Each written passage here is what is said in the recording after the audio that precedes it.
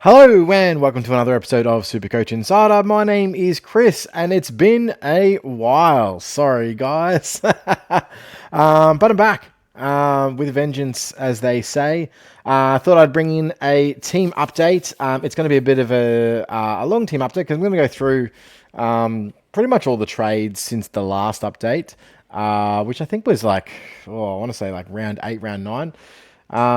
So yeah, I mean, I don't know if I alluded to this in the last potty that we did, but Monday nights is now training night.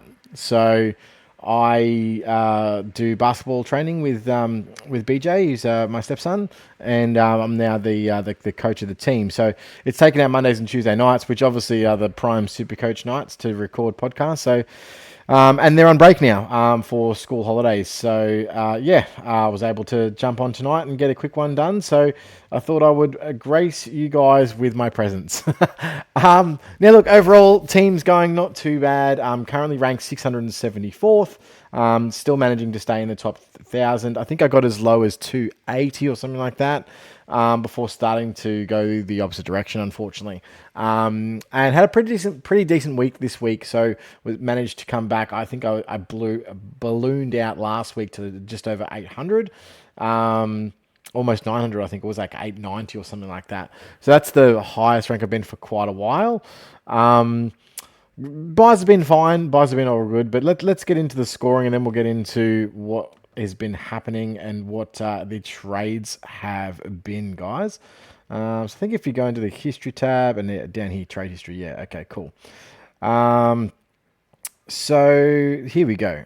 So Yo was injured round 9, so we traded him out. I think it was round 8 because I remember discussing the Mana trade in to get Wilson's 126 on field.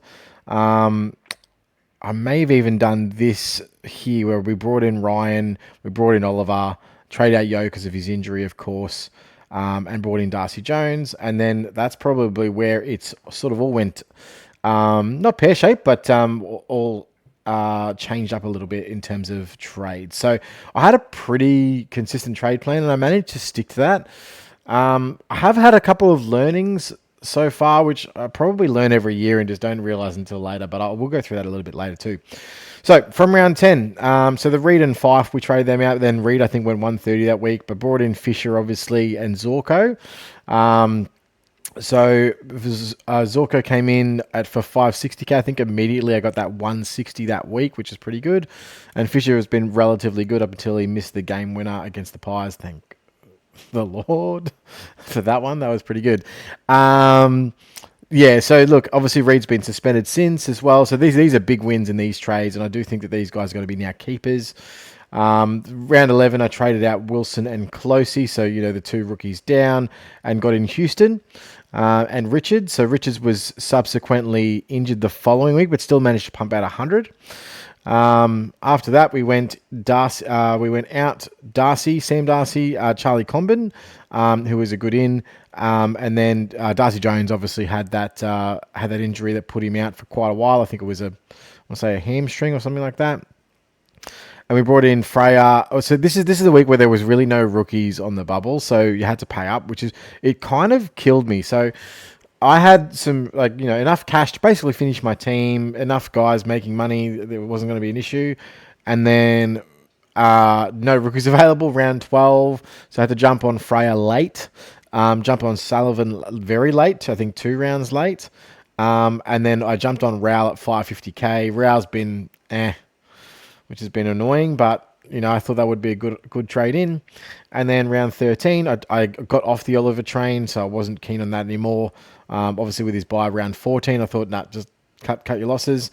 I did jump on Tom Green at 490, which has been a bit of a 2 rounds so far, and I think I've got an 80 this week, and then what was he last week? 80 and 79. Yay. 2 back-to-back dud scores from Tom Green, so he better repay the faith. Look, I only paid 490 for him, but he's already dropped 40k, so great. I got out Jordan Sweet, obviously, and brought in Will Dawson. So, obviously, part of that was warm body on the field. He was my 19th player, I believe, or 20th player. So it didn't count towards my best 18 score anyway that week. Actually, I think it was like 21, actually. I lie. But I mainly brought him in for his forward defender swing because I can swing Fisher back into the defense if I need to cover an out there and use a forward rookie or something similar. And then so this is probably the biggest one. So I ended up essentially trading Oliver. I traded out Will Graham, obviously, but Oliver to Laird. Now, at the time, the thinking behind that was, so I could have gone two directions. I could have gone him or Goulden. Goulden went 150 that week, which is really annoying. I just figured with Matt Crouch's injury, they would throw Laird back into the CBA mix. And that week he had 77% CBAs, but only scored 86. This week he has 22% CBAs and goes 141, playing mainly at halfback. I don't know what to think about that. I mean, obviously his scoring's not been bad. But what does that mean for Laird for the rest of the season? Because I brought him in as I'm thinking if he's going to play midfield, he's probably going to average at least 110 plus, right? So that's frustrating there for Rory Laird. But, I can't complain about his 141.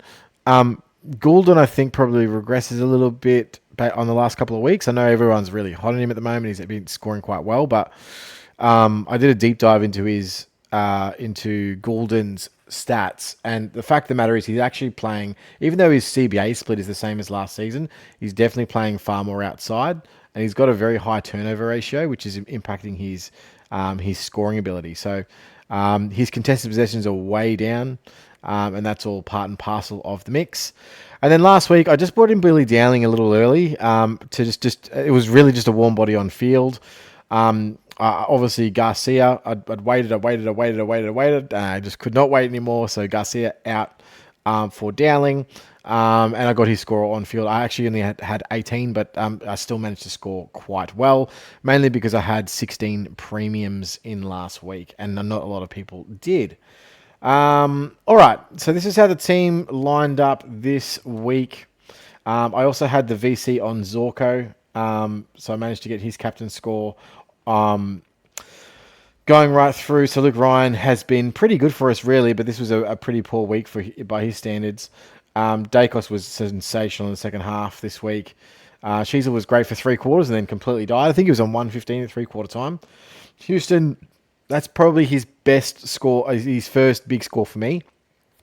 I think he's had a couple of soft tons and then a couple of 90s and 80s, and I was like, oh, this is a bad trading, and then bang, 174. So that was not bad. Whitfield finally repaid the faith with his 134. So this is, I held Whitfield against my better judgment, but this week he comes up against probably a James Jordan tag, so he's probably going to get a 50 or 60 score, which is annoying. I'll be holding Nick Martin. I think he's, even in his role changes, he can still average somewhere between 100 to 105, which is, I mean, he's doing 102 at the moment. I don't see that changing too much. And I just don't see the other guys trading too going to be that much better that's going to be worth the trade.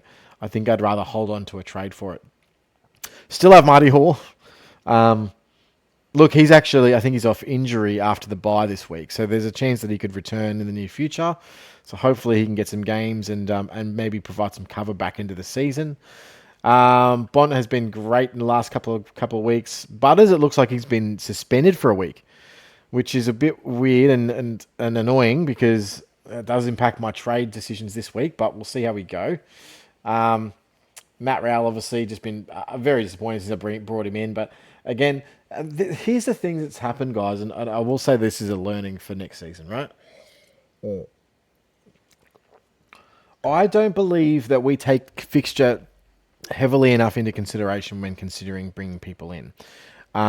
Also, bringing in purple patches, like identifying the difference between whether or not a player is a purple patch player or whether or not that player is going to average that for the rest of the season. That's what I've been lacking. So I've been bringing people in like Tom Green, bringing people in like Matt Rowell, that, and even they say Houston, I suppose, until last week you could put into this boat as well. That essentially were going really, really well, and then you bring them in and then they turn to shit, right? And the likely scenario is that those guys were just going through a purple patch and you jumped on and everyone else was on. But really, you got to try and identify the next purple patch. So, getting on guys like Dale early or getting on guys like Rankin early before he got injured, obviously, that's identifying the upcoming purple patch. And that, I think, is what really separates teams. So if you were a top team already and then you jumped on Dale when he was 430K, you would have been riding that all the way, train home and loving that life. So trying to identify the good opportunities early and the people that are going to maintain their average rather than just spike up at averages because of their potential fixtures, or maybe they've got a lot of home games or games at Marvel or whatever it may be, that you got to try and identify the reason why they're scoring so well, and then see on their upcoming fixture, can they maintain that? And I don't think I do enough in terms of analyzing that. So I think I need to do better about that next year. So, just something that I've just picked up on myself in regards to my trading targets, and often I've laid out my trade plans 3-4 weeks in advance, and that's an issue because then information changes, a whole bunch of stuff can be varied, and then I don't pick up a Jordan Dawson who then goes on a heater. I should have just picked him up when he was 550K. Like, why didn't I do that? And then he went banged on like 3 or 4 140s. Like, those are the sort of things. Tuke Miller. I mean, I guarantee, generally speaking, you don't think that Tuke Miller's the one that's going to get tagged, and then last week he goes and gets tagged. But that's another one I jumped on, and he was going all right. I could have jumped on 2 or 3 other guys at the same price. So just a couple of frustrating things. Even Merritt has been pretty disappointing, really. Anyway, so what are we going to do this week? So obviously we have the buys. So let's just show who is playing. So we've got the blue dots here. I don't have as many in this buy as others do. So, but obviously we got rookies, right? So Sullivan here and Freya, they're going, right? They've got to go. And then McRae's probably going. Like I'd flagged this for a while. Whether or not I trade in this week or next week is an opportunity, because there are some forwards that I like the look of coming off the bye next week, but this is all now going to hinge on whether Butters plays, because if Butters doesn't get off or doesn't play, then I have to trade him this week, trade McRae this week, so that I can get a score on the field. All right, and so there's a couple of things. So first and foremost, let's go out and trade Sullivan and Freya. And also, guys, so I have Jai Clark. Obviously, he'll probably play this week, so he'll make a little bit more cash. Joe Richards is one that could come back this week, and I want to hold Richards for the rest of the season. I think that he's a very well-performed rookie. I know Elliott's at least another month away. I think that he could potentially lock down a role in that 22 for the rest of the season, pending his injury and how he comes back from that injury. But yeah, definitely one that I wanted to keep on the bench just to be able to rotate through in case of injury and things like that. So I really wanted to have a strong rookie on the bench that I could be able to do that with, and I'm gonna hold Richards for that reason. Okay, Dowling, he'll probably be in the midfield here for the rest of the season as well. And then I am looking for someone here because Hall probably needs to come out. Hopefully he comes back, but obviously with Dawson sitting at F7, I can swing Fisher back. So then Richards would be the rookie that comes on in the forward line or in the midfield or whatever it may be, by some DPP stuff. So let's get this out of the way. So first and foremost, all right, so what do we got to play with? Now 639k. So let's get the rookie in first. What we knew, and there's a few considerations here. Now I'd like a warm body, but I don't know if I'm going to get one. All right, let's go filter by less than 3 games played.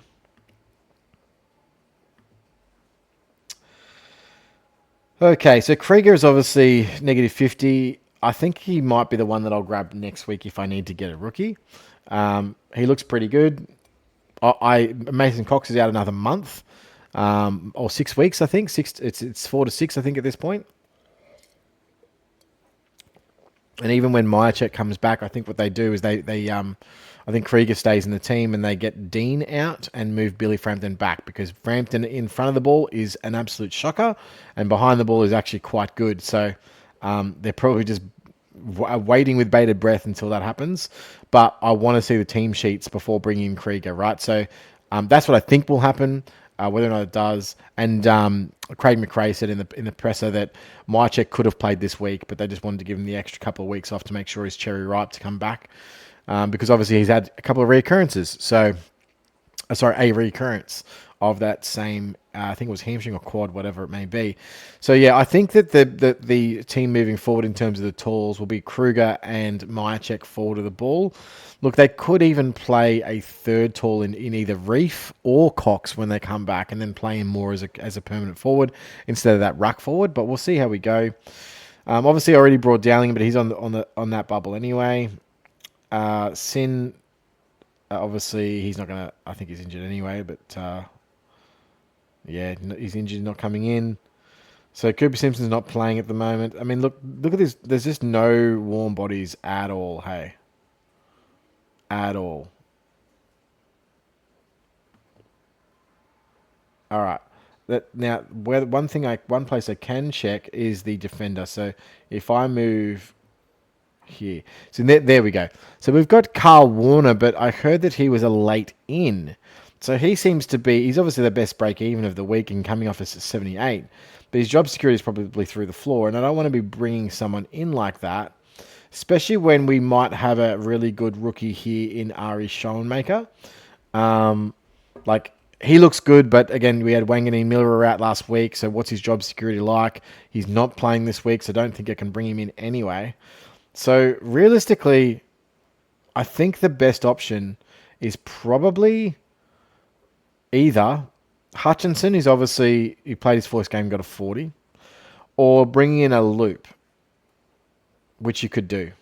Now, with the loop, I'm looking at getting in a defender mid because for flexibility. So I'd have a forward mid, a defender mid, and then I'd have a defender forward in the defense. And so just for flexibility purposes, I think I want a forward mid. Now, it's unfortunate because he got injured, but the best one's probably Saad. I think it's El Hani, El Hawali. I'm sorry, that's butchered. I'm so sorry. He kicked 4 goals and absolutely dominated in the VFL, and then turned his ankle. And now, look, it says that he's expected to be available around 20 to 22. So, look, unfortunately, it looks like he's going to be a donut, but there's no other defender mids that are that cheap, that are good. If you look at any other defender mid, and I'll just bring up DPP only, I think maybe Cooper Simpson is the only other, like, cheap defender mid. You got Dan Curtin there, defender mid. No, he's actually mid forward. I don't know who I was thinking of then.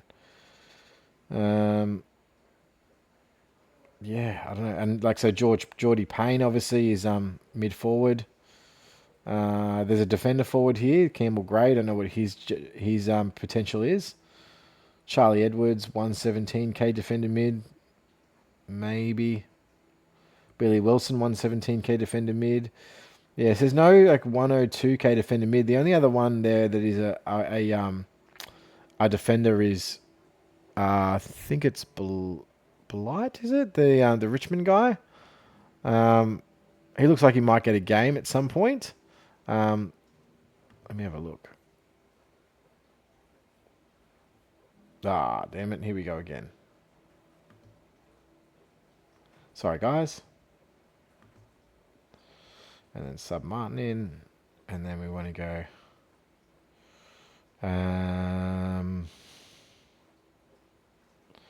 Let's go with filters and go to Richmond. That might be the easiest way. Can't remember what his name is. I think it's Jacob or something like that. Jacob Blight, yeah.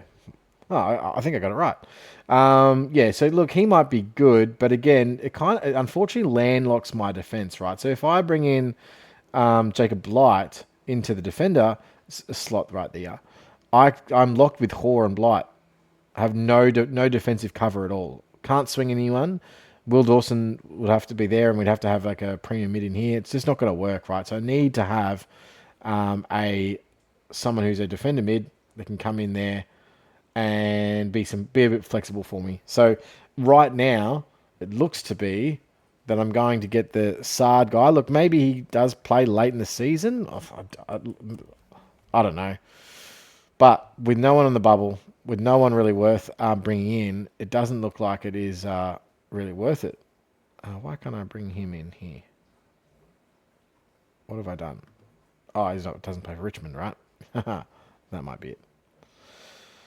So yeah, if I can't get a warm body, well, let's bring in that. All right, now that leaves us with 537k for an upgrade.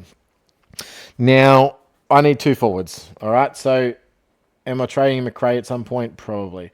Now, what I'd like to do, which fortunately I can't get, right? So if I trade him, I got 950k for 2 forwards. Now, the first one I want to get is Kurnow. So I've been hot on Kurnow for a little bit now. Kurnow at 448.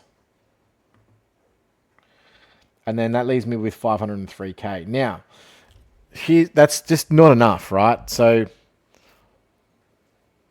there's a few considerations. If I waited till next week to trade McRae,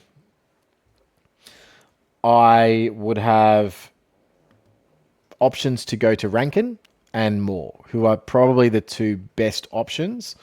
But I don't have enough money here. Let's have a look at the forwards in general. Here we go. All right. Filter by average. So Luke Jackson is the best available forward. And look at this. I'm 6k short. Exactly 6k short of getting Luke Jackson, which I think is probably the best of a bad situation if I could swing that. But there's no way I can. I mean, I've already gone down to the 102k Rook, right? So, yeah, I can't swing Luke Jackson, unfortunately. That doesn't work. Rankin 570k, not going to be able to get there. Waterman, I'm not going to go there anyway. Dylan Moore is even 530k, won't be able to get there. So the option is I could probably go McKay, right? But is McKay injured? He is. Expected recovery time is to be confirmed. Shoulder. So how long is he out for? Might need to ask some people. But McKay actually, yeah, I would be able to do McKay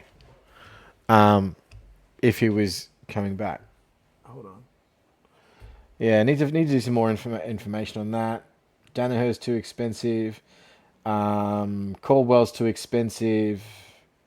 Hogan, nah. Like, none of these guys, I mean, yeah, you jump on maybe a Brian Myers. I think he was averaging like 100 for a while there, but he's dropped off a cliff. Maybe a Jeremy Cameron. Like, I could do these guys and then get Jackson. It's just not worth it, right? Like, Shea Bolton, again, he's not. I need someone playing this week. That's not going to work. Like, yeah, like show me the forwards, please.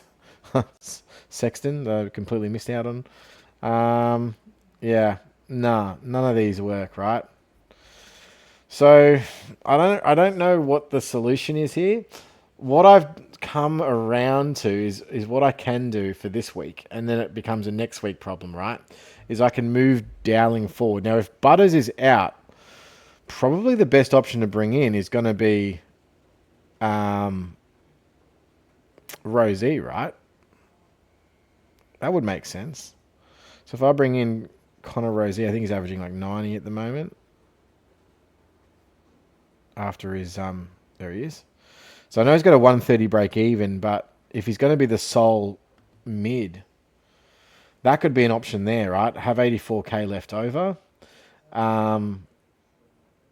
And then I can try and get... The problem is, right, the problem with this leaves me with 5 trades. Like, I wanted to be out of this with 6 trades, but with the Joe Richards injury kind of stuffed me and I had to get Lockie Sullivan. That was an extra trade there wasted. So, I mean, this gives me, an M9, right? That I can switch through, and I could probably loop him with Tom Green. But then, in order to get the next guy, which is either a Dylan Moore, a Rankin, even if I wanted to get Jackson, let's say, for example, I still would have to get 500k. Now, where am I going to get that from? So I got Jordan Clark here, 220k, and I've got Joe Richards, obviously, 212k. Like, that's not enough, right? I need like 600. I need 300k guys. I don't have any money. So I'm bargain shopping, and like there's no rookies that are actually going to be making any money for me. So I don't know if I can do that. I mean, I suppose if I think about it this way, I could wait till Rosie makes his money back and then just sideways him out. But then I'll be playing, like he'll be looping from M9 and I'll be playing a rookie at F6, right? Like that's not fun. Uh, yeah, I don't know what the plan is. The other option is, so if I don't trade McRae this week, let's see this, right? Let's not trade McRae and let's just get in Kernow. Is it going to allow me to do that? Ah, oh, man, this stupid thing. All right, I'm going to have to do this again. And then I can go one down, one up next week. I mean, but that's only if I'm going to be able to make 18, right? And I'm not sure I will. But let's try that.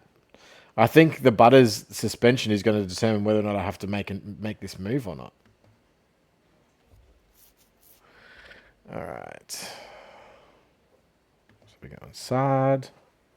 And of course, because there's no warm body rookie, which is ridiculous, right?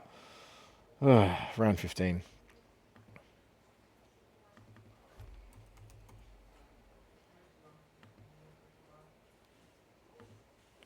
All right, let's complete those trades. And let's count them up.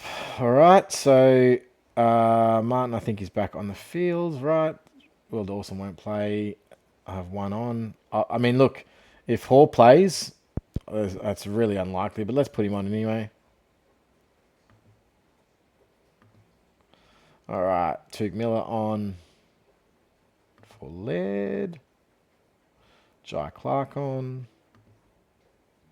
Dowling. Obviously, Livingston the loop. Like, Mana's not going to play, but like, all right, maybe he does. All right, so I've got guys that could play, but let's count them up. All right, so I'm missing a Hoare in that back line, so that's one. So if I need to have only 4 missing. So Butters is, let's call him missing for now because obviously he has been suspended. So there's 2. There's 3 here because he won't play either. There's 4.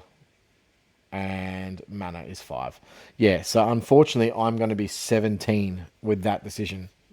Because again, no rookies and no Butters. So you're down 2 this week and it really hurts.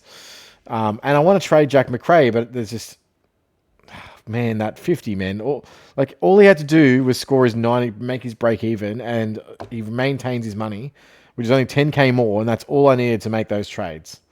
But now, classic Jack, just one more way to me. Yeah, I don't know. This is a to be continued, I think. So I might have to let you guys know on Twitter what I'm going to do in terms of that last trade. But yeah, we'll have to see. Didn't want to do that, but it is what it is. All right, let's have a look at VC&C before I log off. Now, Friday night MCG, Carlton-wise, I do have the Kernow this week. I'm probably not going to do that. I was actually going to VC Butters against Brisbane on Saturday. There goes that idea out the window. So probably not that. GWS Sydney, I don't like that matchup. Probably Gorn. VC him against Cherry. I don't like a captain there because Cherry's been pretty good this year.